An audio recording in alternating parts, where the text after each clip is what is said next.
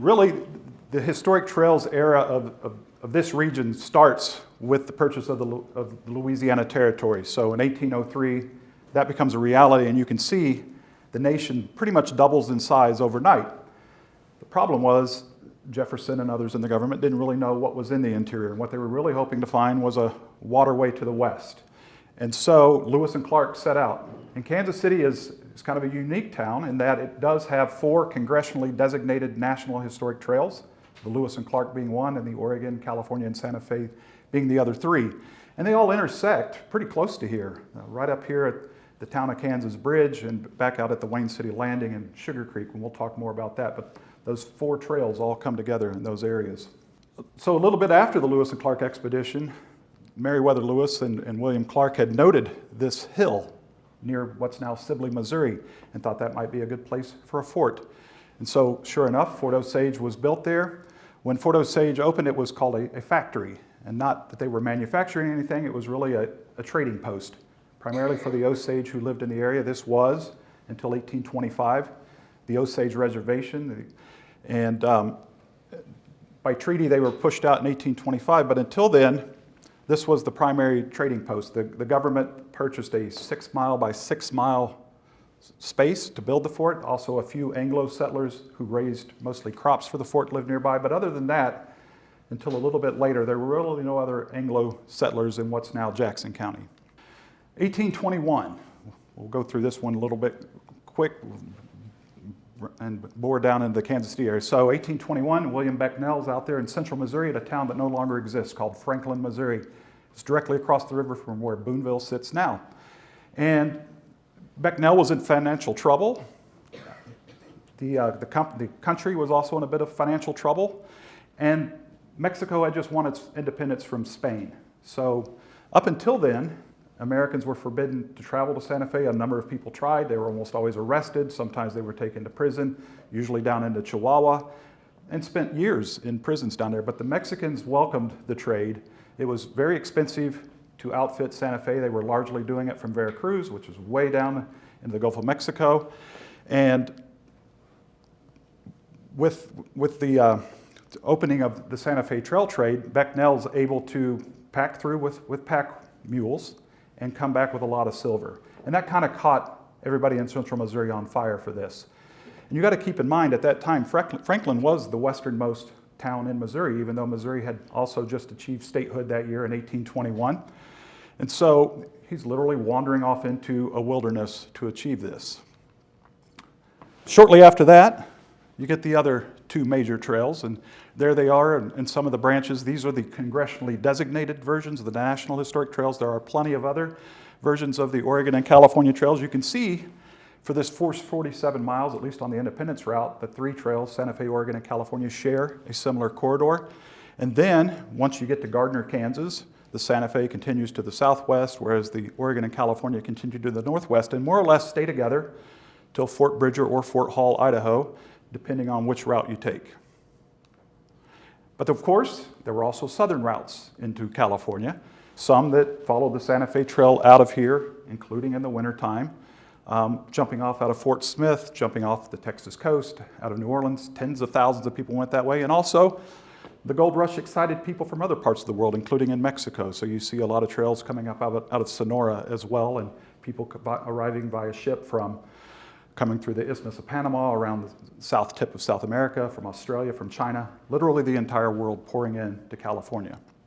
But here locally, these are the 2 main trails we're going to talk about today. The Independence route, there in red, and the more purplish pink route, the Westport route. And it was the Independence route that gets established first. And you'll note there's 2 arms coming out of the Independence Square heading up to the Missouri River. The one on the right there is called the Lower Independence Landing, or the Blue Mills Landing. If you were to go to Labonite Park in Sugar Creek and walk the trail out through the Jackson County Nature Preserve, you will come to the mouth of Mill Creek, and the Blue Mills Landing was just the other side of that. There's nothing much there to see anymore, but you can walk out there in the mud and check it out for yourself. And the other one, probably a little more used, especially as time went on, was called the Wayne City Landing, or the Upper Independence Landing. It's right at the end of River Road in Sugar Creek, right where it meets Kentucky Road. If you continue on through the gate where the mining operation is, there's a small pull-out park where you can look down on the Missouri River and see the original landing for Wayne City. And there are those two landings for Independence. And I'm going to start with Independence. It's the older of the two cities, Independence and Westport.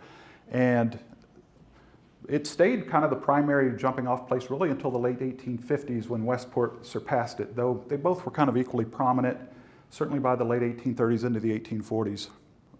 The trails did change a bit over time, so when people ask you where exactly is the Oregon Trail or the Santa Fe Trail or the California Trail, well, it depends what year you're asking. Early on, before this area was really settled, you can see 1821 to 28 there on the left. The trail did go through Blue Springs. The spring there in Blue Springs is right there at the entrance to Lake Tapawingo off Woods Chapel Road. There's a park right across the street from that entrance. That's about where the Blue Springs campground was. You can see they follow that on down to what's called the upper crossing of the Blue River, which is about where Red Bridge Road is today, and on out to Gardner. There on the right, a little bit later, once Independence gets founded in 1827, most of that trail traffic starts jumping off out of Independence as opposed to central Missouri. And so you start to see the establishment of a route coming directly out of Independence, and then of course a little bit later, by 1834, Westport becomes a viable jumping off point, and that begins to grow over time as well. And then by what I really call the beginning of the big trail era, all three trails are now viable, and you can see that the routes change yet again. And this isn't even completely comprehensive, because there are also routes coming out of Leavenworth, crossing at where the Grinter House is in Kansas City, Kansas, and connecting into the Santa Fe Trail. There were people leaving directly from Leavenworth, Atchison, St. Joseph, Council Bluffs, and a lot of other little towns up and down the Missouri River Valley. So I really want to talk a little bit about Jackson County and kind of how it came to be. 1825, as I mentioned, the Osage are removed via treaty, and Anglo settlers began pouring in. Primarily, they're coming from other parts of Missouri, but also quite a few from Kentucky and Tennessee. And they're mostly settling up here in northeastern Jackson County. Some of the very first settlers include the Rice family, who later are associated with Archibald Rice in Raytown. The Lewis family, my ancestors, the Greggs, also my ancestors. And we'll talk a little bit more about those folks a little later, but they're mostly, well, I'll back up. The county was founded in December of 1826, Independence in March of 1827. Now, it's worth saying the legislature really wanted them to pick a spot, as they called it, 3 miles, within a 3-mile circumference of the center of the county. But back then, the early settlers here didn't feel the open prairies were viable agricultural areas. They were settling near the timber and near natural springs. Independence is surrounded by springs. There's a ton of springs out in this area. And so they said, to heck with the legislature, they established Independence as the primary point. I mean, later you get towns like Westport, which is about here. You get, obviously, the town of Kansas early on. Lone Jack's pretty early. There's other towns that no longer exist, like here's Stony Point, Lake City, Pink Hill was in this area, and other towns, early towns like Raytown and Buckner, and we'll discuss all those as well. So Independence is now the county seat, and they need a courthouse. So here are the bids, and this always kind of makes me laugh. This is why I shared it. This is from the early court proceedings. James Shepard, his house was near where the Sermon Center in Independence is, basically the southwest corner of Noland and Truman, directly across from the police station. There used to be a little pioneer cabin there. That's where Shepard's property was. Smallwood, Noland. Of course, everybody's heard of Noland Road. Noland owned a hotel there in Independence. You come down here, there's Harmon Gregg. He's an interesting character. He's living in, he's originally from Kentucky, he's from Tennessee, but he's living in Fort Cooper, which during the War of 1812 is about where Glasgow, Missouri is now, just a little south of that. He and about 60 other families, and they're kind of holed up in there. It's the War of 1812. The Indians are allied with the British. There are some attacks. And then you have James and Daniel Lewis, who are actually brothers. They're great uncles of mine. Their father, Nathaniel Lewis, was a Revolutionary War soldier, is actually buried out in eastern Jackson County. There are 13 Revolutionary War soldiers buried in Jackson County.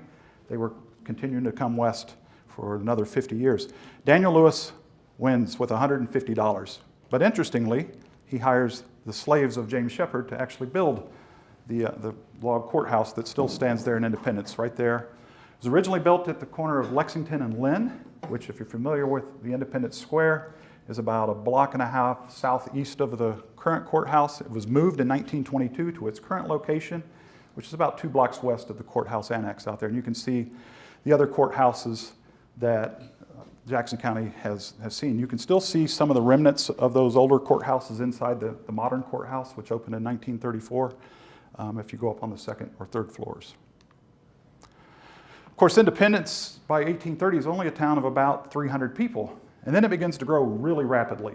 And the reason it begins to grow really rapidly is because of the Mormons that are pouring in. Perhaps as many as 1,200 Mormons, which is really upsetting to the locals, who are largely Baptists and Presbyterians, and they don't understand these Mormons. They're kind of cliquish. They're kind of standing off to themselves.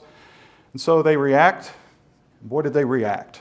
July of 1833, they attacked the Evening and Morning Star newspaper, which is about a block south of the Santa Fe Trail marker on the courthouse lawn. They threw the printing press out the window. They tarred and feathered a couple of Mormon leaders on the courthouse lawn because they had dared to question slavery in Missouri in an article. So that really upset a lot of these planters who were from Tennessee, who were from Kentucky, and mostly had slaves. So you can see the population there, after the Mormons are pushed out, drops back down to 250, and it takes a little while to grow. But I always like this picture. The Ex-Slaves Association of Independence in 1923 gathered at the old county courthouse. It had moved there in 1922. In the 1930s, when the courthouse was being remodeled, Harry Truman actually moved his offices in there. He was a county judge back in those days. So we know a lot about the early Santa Fe Trail trade because of Josiah Gregg. I mentioned earlier Harmon Gregg, who had lived in Fort Cooper. Well, Josiah also lived in Fort Cooper as a small child, from 1812 to 1815 roughly. So he would have been 6 to 9 years old, and some of his siblings.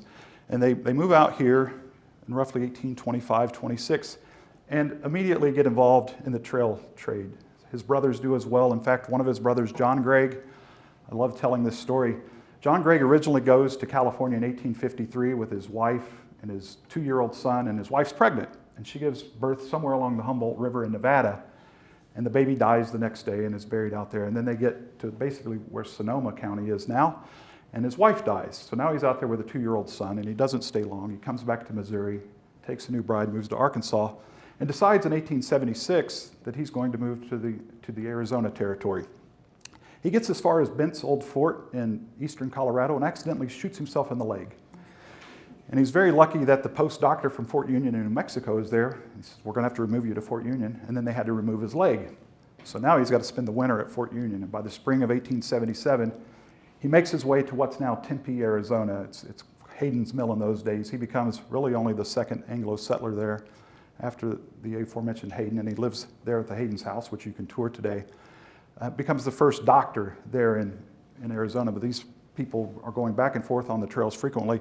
He also had 2 other brothers named Bill Gregg and Frank Gregg, who rode with Quantrill's Raiders. You probably heard of them.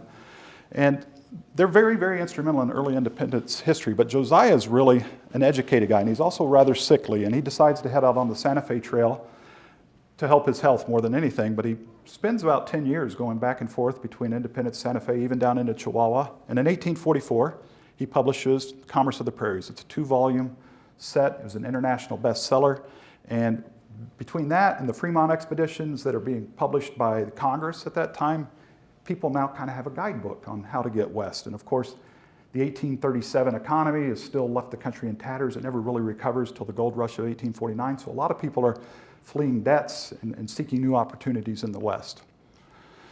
Now I want to kind of turn to the trail corridor itself. One of the things we're working on with the Mid-America Regional Council is actually trying to develop a hiking-biking trail in this 3-trail corridor from Sugar Creek, Kansas to Gardner, Kansas, or Sugar Creek, Missouri to Gardner, Kansas. And about 11 miles of it's built, including some bridges over interstates. But it really starts right here. This is a pretty rough and tumble town, and this, of course, is the Independence Square. And I want to kind of give you a feel for what Independence was like in those days.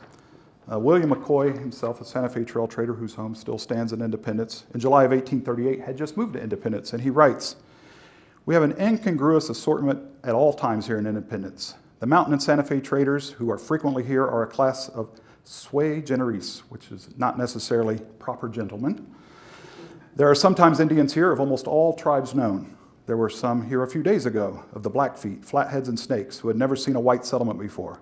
There were Shawnees, Delawares, Peorias, Potawatomis, Kickapoos, Kaskaskias, Weehaws, Miami Saxon Foxes, and I don't know how many more situated on the frontier who make occasional peregrinations through this place. Mexicans, Californians, and strangers from every state in the Union find their way thither. And think about this. You just saw the population of Independence in the 1830s. It's a few hundred people, and yet it's already an international melting pot of multiple languages and peoples from all over the world. Another quote from Jesse Douglas, October 31st, 1838. Left encampment this morning at half after 7 o'clock, the company under Captain Hull being attached to the Immigration, and at 12 o'clock passed through Independence. At 1 o'clock, we reached our present encampment 2 miles south of Independence and 10 miles from the camp of yesterday. After reaching camp in the evening, a small quantity of shoes were distributed among the immigrants. Many Indians came into the camp during the afternoon, much intoxicated. And that's noteworthy what he says there at the end. 1830, Andrew Jackson signs the Indian Removal Act. By 1838, there's still about 800 Potawatomis left in northern Indiana, and they were forced removal. Those who wouldn't walk were put in jail carts and shipped to Missouri. But these are the Indians that he encountered along the way. It's also notable that Jesse Douglas, the author of this quote, was one of the agents for William Polk, who was the federal conductor of the jail wagon. So this is how Independence looks by 1868. I'll just point out the trails kind of swooping into town this way. This is Lexington Street today, heads generally towards Westport, and the trail's generally heading south. Here you're looking west. If you're familiar at all with Independence, the square's kind of just up in here. The Bingham Wagoner home would be just off the screen here. This is where OCTA's headquarters are, and formerly the Frontier Trails Museum. It's now the Model Railroad Museum. The Allis Chalmers factory's over here. The LDS, RLDS complex is more over here. So this kind of shows you what Independence looked like in those days. As I mentioned, right across the street is the Lewis Bingham Wagoner home. It was worth mentioning that John Lewis, the builder of this home, was an early saddle maker in Independence, also an ancestor of mine. I will also admit that for the first 20 years I was with OCTA, I had no idea that I was related to the guy that actually built the first 6 rooms of this house. So the point being, sometimes history is right under your feet or inside of you and you don't even know it. I want to talk a little bit about Raytown, because Raytown is definitely a town that grew as a result of the trails, and there's the namesake, William Ray, and his wife. It's worth noting, William Ray already had 7 kids, and then his wife dies in 1849 and he remarries. There's his wife, Alice. She had 7 kids, so now they have 14 kids, and then they had 5 more kids. So now they've got 19 kids, and he's got to support them all here in his little sod house. So if you're familiar with Raytown, the corner of 63rd and Raytown Road is about where his blacksmith shop set up. If you go to the Raytown Historical Society, there on 63rd Street, you can see a replica of the blacksmith shop, and of course his house was right there, and this is right there on the corner. This is about 2 blocks north of the Crane Brewing Company, for those of you who have been there. So I'll tell you a little bit more about William Ray. He becomes such an important, the blacksmith shop itself becomes such an important landmark that he kind of becomes part of the county record. The citizens of the area began clamoring for more and better roads to Kansas City and Independence, where the major markets for their goods existed. And the following appears in the Jackson County Court Minutes, Book B, page 98, February of 1860, Order 929.66.S, if you want to look it up. The undersigned, your petitioners, would respectfully represent that they, as well as many citizens of the county, are much grieved and bothered for the want of a county road leading from their neighborhood in the direction of Independence. They therefore pray your honors to appoint commissioners to lay out a county road from William Ray's shop on the Santa Fe Road in a southerly direction, crossing Little Blue at the Rockford and intersecting the High Grove Road near Abraham Chrisman. So, as a result of this, the commissioners were appointed, the road was laid out, and William Ray's shop became the geographic landmark and is mentioned 27 times in the next 14 months of county court proceedings. William Ray himself appears as something of a landmark also, for by 1858 his neighbors were referring to the place as Ray's Town and eventually Raytown. His grandson, Henry Ray, described his grandfather as, quote, a quiet person with dark hair and blue eyes, stocky build, and a little over medium height. Eventually, William Ray in the late 1850s would dig up roots and move to Oregon to be with his married children. But he's died and is buried in Lynn, Oregon. But a marker does stand there on the site of his former blacksmith shop. Moving south from there, the next notable landmark in Raytown is known as the Rice Tremonti home. Tremonti was a little later owner. He was an Italian doctor. I've heard rumor that some of the people that were shot at Union Station in 1934 were taken to Dr. Tremonti's house. But before that, it was William Rice's house. And William Rice is living on this property, certainly by the 1830s, and building this house in the 1840s. So I'll tell you a little bit more about the Rice home. So from an 1839 memoir by Matthew Field, he writes, about a half day's travel from Independence brings the Santa Fe-bound traders past the flourishing plantation of Farmer Rice, where leisure travelers often linger to enjoy his sweet bacon, fresh eggs, new milk, and other nutritious luxuries that always appease the appetite. So first he builds a log house about 1836. About 1844, this house is built. It's still there. I actually just saw some of the board members in Raytown. I was over there earlier this week for a meeting there. It's also worth noting on the property is this cabin. Anybody have a guess what that might be? Slave cabin. It is a slave cabin, absolutely. It will soon have its own interpretive panel that's being worked on now. For a lot of years, they were afraid to interpret it, afraid someone might burn it down, want it removed. But it's an important part of history. We can't run from the fact that Missouri was a slave state. Sophie, who lived in that cabin, is mentioned many, many times in some of the diaries. She would cook for the trail travelers, was allowed to keep the money. It's also worth noting that Mr. Rice really encouraged people to camp on his property. If you go back here behind the house, there's a large area in the trees. And I know the Kansas City Archaeological Society did a survey there a few years ago and discovered a whole lot of stuff from the trail era, the things that fell out of cabins or out of wagons or that people just dropped and left behind. So it's a pretty important site in early trail history. Next, just to the south of that, a few blocks, is the Barnes Enclosure, today known as Cave Spring. It's a park. It's really a big place, a lot of hiking trails in it. There is a little cave there that gives it its name, and you can see a little piece of the trail. So when Mr. Rice leaves the property to his son was deathly afraid of cholera. So by 1849, this area is experiencing a major cholera outbreak. Perhaps as many as 10 to 25% of the population died. And so he doesn't want people camping there anymore. So a lot of them now start camping here. And I have a quote about this site, written by Susan Shelby McGoffin. She was the first female diarist to document her trip on the Santa Fe Trail. They eventually wind up in El Paso, Texas. The McGoffin home is a historic site there that you can also visit. She writes, and after dinner, between the hours of 3 and 4, we left the little village of Independence for the residence of Mr. Barnes, a gentleman some 10 miles this side of that place. Here we procured a night's lodging preparatory to a final departure. They were very kind to us. Mrs. Barnes claims a relationship with me through the Harts. Be it so or not, I can't say. On Thursday morning, we left Mr. Barnes at an early hour.